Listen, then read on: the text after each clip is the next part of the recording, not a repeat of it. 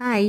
பச்சை பயிறு கடையல் எப்படி பண்ணுறது பார்க்கலாமா? கொங்கு ஸ்டைல்ல பச்சை பயிறு கடையல் டேஸ்ட்டு சும்மா வேற லெவல்ல இருக்கும். நீங்களும் ட்ரை பண்ணி பாருங்க. ஃபர்ஸ்ட்டு வந்து ஒரு கடாயில 1 கப் அளவு பச்சை பயிரை வந்து நல்லா வாசம் வர அளவுக்கு வறுத்துக்கோங்க. குக்கரில் வேக வைக்கிறீங்கன்னா வறுக்க தேவையில்ல, அப்படியே டைரெக்டாக ஆட் பண்ணிக்கலாம்.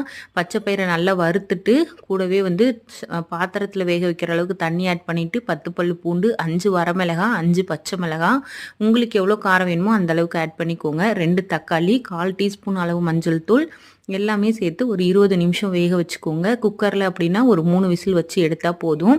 அந்த தண்ணியை ஃபில்டர் பண்ணிவிட்டு குட்டி நெல்லிக்காய் சைஸ் அளவு புளி, தேவையான அளவு உப்பு. இப்போது கடாயில் வந்து தாளிப்புக்கு கொஞ்சமாக எண்ணெய் ஆட் பண்ணிவிட்டு கடுகுளுந்தம் பருப்பு, சீரகம், சின்ன வெங்காயம், கருவேப்பிலை எல்லாத்தையும் நல்லா வதக்கிக்கோங்க. வெங்காயம் நல்லா பொன்னிறமாக வெந்து வந்ததும் நம்ம வேக வச்சுருக்கிற பருப்பு கூட ஆட் பண்ணிவிட்டு நல்லா மசிச்சு எடுத்துக்கலாம். சுட சுட சாதத்தில் பருப்பு கடையில்